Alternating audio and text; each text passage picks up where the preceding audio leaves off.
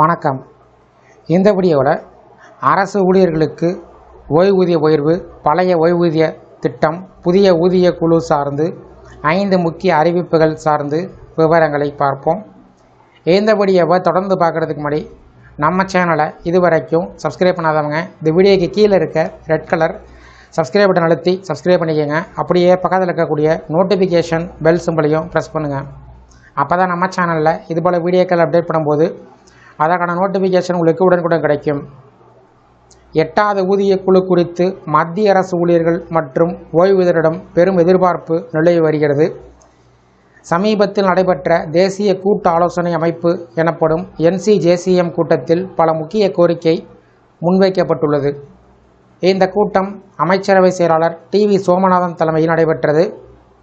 இதில் ஊழியர் தரப்பைச் சேர்ந்த செயலாளர் சிவகோபால் மிஸ்ரா கலந்து கொண்டு பல முக்கிய அம்சங்களை வலியுறுத்தினார்.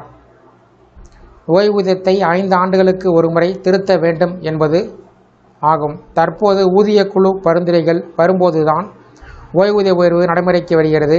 ஆனால் பணவீக்கம் தொடர்ந்து அதிகரித்து வருவதால் ஓய்வூதியர்கள் சிரமம் அனுபவிக்கிறார்கள்.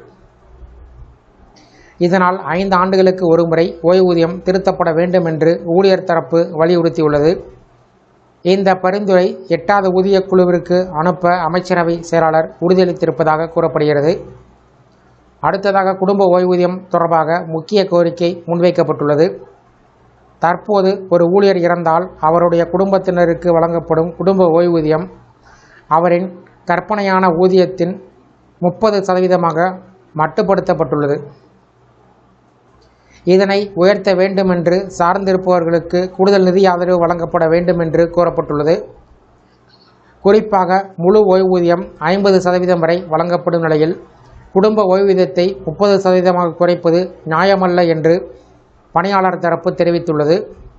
மேலும் மாற்றுத்திறனாளி குழந்தைகளுக்கான வருமான சான்றிதழ் விதி தளர்த்த வேண்டும் என்று கோரிக்கை விடுக்கப்பட்டுள்ளது. குடும்ப ஓய்வூதியம் பெறுவதற்காக உடல் ஊனமுற்ற குழந்தைகள் அடிக்கடி வருமான சான்றிதழ் சமர்ப்பிக்க வேண்டிய அவசியம் தற்போது உள்ளது. இந்த நடைமுறை மிகவும் சிரமமானதாக இருப்பதால் இந்த நிபந்தனையை நீக்க வேண்டும் என்று NCJCM வலியுறுத்தியுள்ளது. அதேபோல் பழைய ஓய்வூதிய திட்டம் எனப்படும் OPS மீண்டும் வழங்கப்பட வேண்டும் என்ற கோரிக்கை இந்த கூட்டத்தில் எழுப்பப்பட்டது. குறிப்பாக 2003 டிசம்பர் 22 NPS அறிவிக்கப்படுவதற்கு முன்பே ஆட்சேர்ப்பு செயல்முறை தொடங்கிய ஊழியர்களுக்கு OPS பலன்கள் வழங்கப்பட வேண்டும் என்று கூறப்பட்டுள்ளது.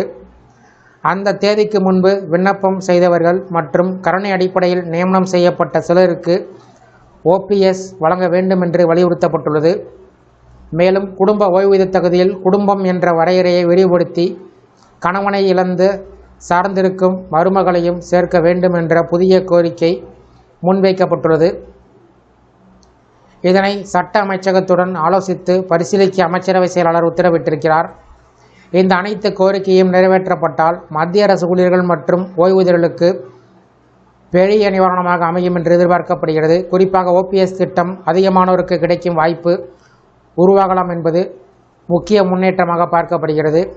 இந்த கூட்டத்தில் எடுக்கப்பட்ட முடிவுகள் விரைவில் நடைமுறைக்கு வரும் என்ற நம்பிக்கை ஊழியர் அமைப்புகள் தெரிவித்திருக்கிறார்கள்.